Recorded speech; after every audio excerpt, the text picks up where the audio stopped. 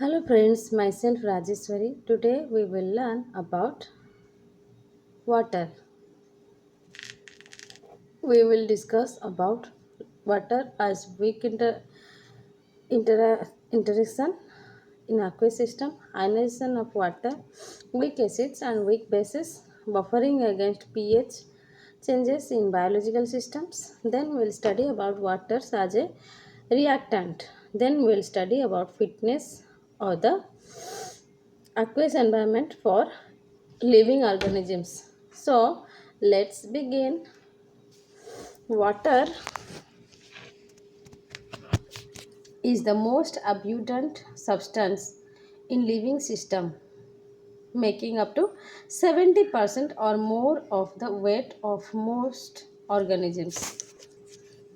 The first living organisms doubtless arose in an aqueous environment, and the course of evolution has been shaped by the properties of aqueous medium in which life began. Here we will discuss about the physical and chemical properties of water, to which all the aspects of cell structure and function are adapted. The attractive forces between water molecules and slight tendency of water to ionize are of crucial importance to the structure and function of biomolecules. Now let's study about the one by one point. First is weak interactions in aqueous systems. First point is weak interaction in aqueous systems. Hydrogen bonds between water molecules provide the cohesive forces that make water a liquid at room temperature and that favor the stream ordering of molecules that is typical of the crystalline water, that means ice. Polar biomolecules dissolve readily in water because they are replace water interaction with more energetically favorable water soluble interactions. In contrast, non-polar biomolecules interfere with water interactions but are unable to form water solute interactions. Consequently, non-polar molecules are poorly soluble in water. In aqueous solutions, non-polar molecules tend to cluster together. Hydrogen bonds and ionic, hydrophobic, and van der Waals interactions are the individual weak, but collectively they have a very significant influence on the three-dimensional structures of proteins, nucleic acids, polysaccharides, and membrane lipids. Now let's study about the hydrogen bonding that gives water its unusual properties. Water has a highly melting point, boiling point, and high and heat of vaporization than most other common solvents. These unusual properties are consequence of attraction between adjacent water molecules that give liquid water great internal cohesion. A look at the electron structure of the H2O molecule reveals the cause of these intermolecular attractions. Each hydrogen atom of a water molecule shares an electron pair with a central oxygen atom. The geometry of the molecule is detected by the shape of the outer electron orbitals of the oxygen atom, which are similar to sp3 bonding orbitals of carbon. These orbitals describe a rough tetrahedron with a hydrogen atom at each of two corners and on shares electron pairs at the other two corners. The hydrogen oxygen hydrogen bond angle is 104.5 degree, slightly less than the 109.5 degree of a perfect tetrahedron because of the crowding by the non-bonding orbitals of the oxygen atom. The oxygen nucleus attracts electron more electrons more strongly than those the hydrogen nucleus. That is, oxygen is more electronegative. The sharing of electrons between hydrogen and oxygen is therefore unequal. The electrons are more often in the vicinity of the oxygen atom than of the hydrogen. The result of this unique electrons are more often in the vicinity of the oxygen atom than of the hydrogen. The result of this unequal electron sharing is two electric dipoles of the water molecule, one along each of the hydrogen oxygen bonds. Each hydrogen bears a partial positive charge, that is delta plus, and the oxygen atom bears a partial positive charge, that is delta, that is 2 delta minus, equal to the sum of the two partial positives, that is 2 delta minus. As a result, there is an electrostatic attraction between the oxygen atom of one water molecule and the hydrogen of another, called a hydrogen bond. Throughout this book, we will study about hydrogen bonds with three parallel blue lines. Hydrogen bonds are relatively weak. Those in the liquid water have a bond dissociation energy. The energy required to break a bond of about 23 kilojoule per mole compared with 470 kilojoule per mole for the covalent oxygen hydrogen bond in water, or 348 kilojoule per mole for a covalent carbon-carbon bond.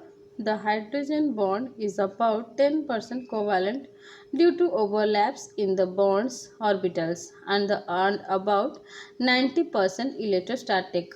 At room temperature, the thermal energy of an aqueous solution, that means the kinetic energy of motion of the individual atoms and molecules, is of the same order of magnitude as that required to break hydrogen bonds. When water is heated, the increase in temperature reflects the faster motion of individual water molecules, and at any given time, most of the molecules in liquid water are engaged in hydrogen bonding, but the lifetime of each hydrogen bond is just 1 to 20 picoseconds. That means 1 ps equals to 10 to the power minus 12 second.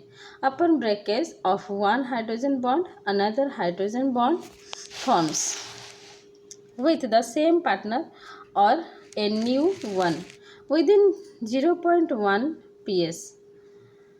The apt phrase, that means flickering clusters, has been applied to the short-lived groups of water molecules interlinked by hydrogen bonds in liquid water. The sum of all the hydrogen bonds between H2O molecules confers great internal cohesion on liquid water.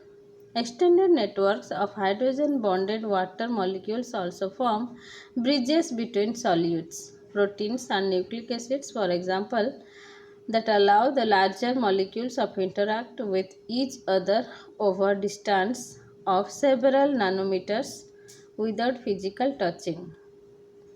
The nearly tetrahedral arrangement of the orbitals about the oxygen atom allows each water molecule to form hydrogen bonds with as many as 4 neighboring water molecules. In liquid water at room temperature and atmospheric pressure, however, water molecules are disorganized and in continuous motion, so that each molecule forms hydrogen bonds with an average of only 3.4 other molecules.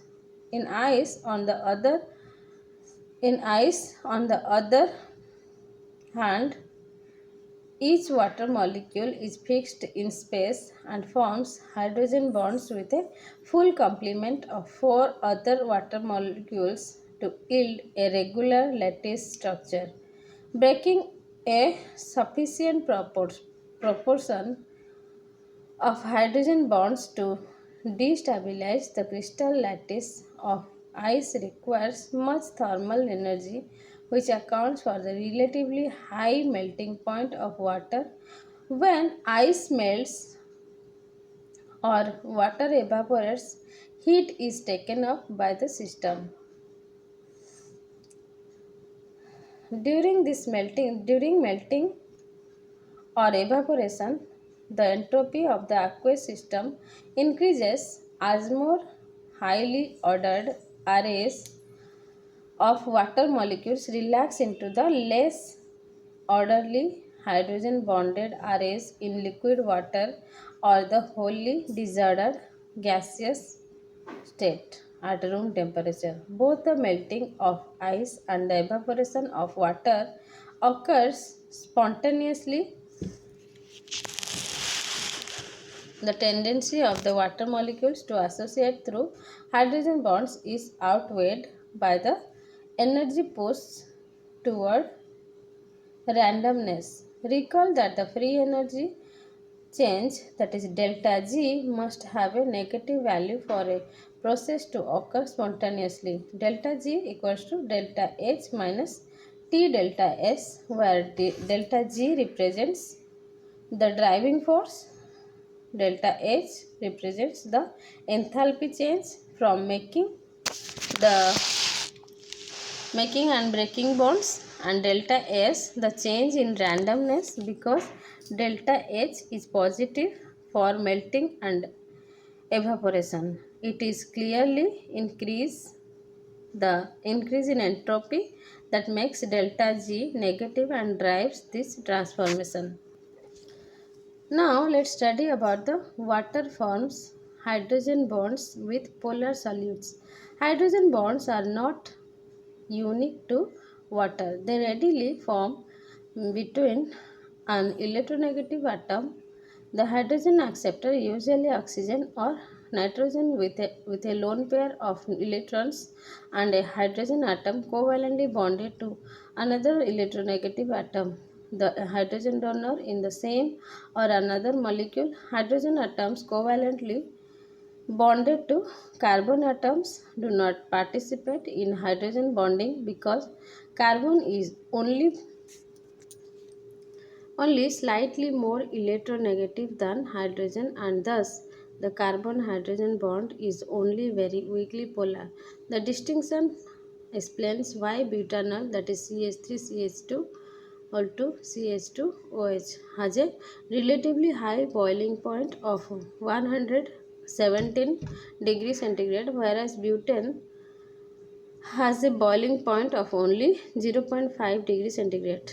Butanol has a polar hydroxyl group and thus can form intermolecular hydrogen bonds. Uncharged but polar biomolecules Uncharged but polar biomolecules such as sugars dissolve readily in water because of the stabilizing effect of hydrogen bonds between the hydroxyl group or carboxyl oxygen of the sugar and the polar water molecules. Alcohols, aldehydes, aldehydes, ketones, and compounds containing nitrogen and hydrogen bonds all form hydrogen bonds with water molecules and tend to be soluble in water. Hydrogen are strongest when the bonded molecules are oriented to maximize electrostatic interaction, which occurs when the hydrogen atom and the two atoms that share it are in a straight line. That is, when the acceptor atoms is in the line with the covalent bond between the donor atom and hydrogen. Hydrogen bonds are thus highly directional and capable of holding two hydrogen bonds, molecules, or groups in the specific geometric arrangement. As we shall see later, this property of hydrogen bonds confers very precise three-dimensional structures on proteins and nucleic acids molecules which have many intramolecular hydrogen bonds. Now let's know about the water interaction electrostatically with charged solutes. Water is a polar solvent. It readily dissolves most biomolecules which are generally charged or polar compounds. Compounds that dissolve easily in water are hydrophilic. In contrast, nonpolar solvents such as chloroform and benzene are poor solvents for polar biomolecules but easily dissolve those that are hydrophobic nonpolar molecules such as lipids and waxes. Water dissolves salts such as NaCl, sodium chloride, by hydrating the and stabilizing the Na plus and Cl minus ions, weakening the electrostatic interactions between them and thus counteracting the tendency to associate in a crystalline lattice. The same factor apply to charged biomolecules, compounds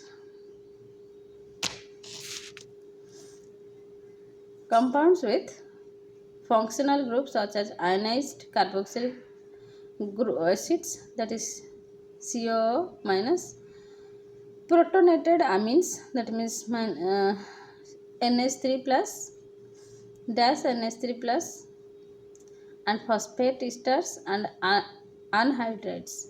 Water readily dissolves such compounds by replacing solute hydrogen bonds with solute water hydrogen bonds, thus screening the electrostatic interactions between solute molecules. Water is especially effective in screening the electrostatic interactions between dissolved ions because it has a high dielectric constant, a physical property reflecting the number of dipoles in a solvent. The strength of force of ionic interactions in a solution depends upon the magnitude of charges, that is Q, and the distance between the charged groups, that is R, and the dielectric constant E epsilon of the solvent in which the interaction occurs. That means F equals to Q1 capital Q2 divided by epsilon R square. For water at 25 degrees centigrade, is 78.5, and for very nonpolar solvent benzene, that is epsilon, is 4.6. Thus, ionic interactions are much stronger in less nonpolar environments. The dependence on R2 is such that ionic interactions or repulsions operate only over short distances in the range of 10 to 40 nanometer when the solvent is water. And now let's study about the entropy increases as crystalline substance dissolves. As a salt such as NaCl, that is sodium chloride, dissolves the Na plus and Cl minus ions, leaving the crystal lattice, acquire far greater freedom of motion.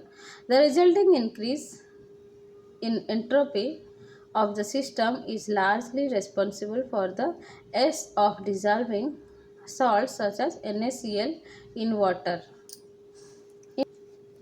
In thermodynamics terms, formation of the solution occurs with a favorable free energy change, that is delta G equals to delta H minus T delta S, where delta H has a small positive value and T delta S is a large positive value, thus delta G is negative. Now let's study about the non-polar gases are poorly soluble in water. The molecules of the biologically important gases, that means carbon dioxide, oxygen and nitrogen, are non-polar.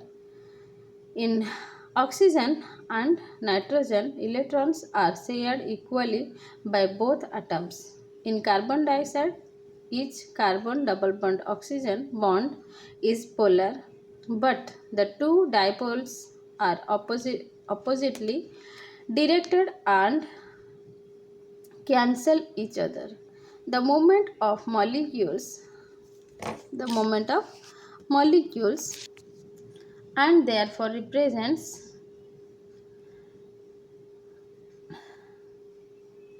the moment of molecules therefore represents a decrease in entropy.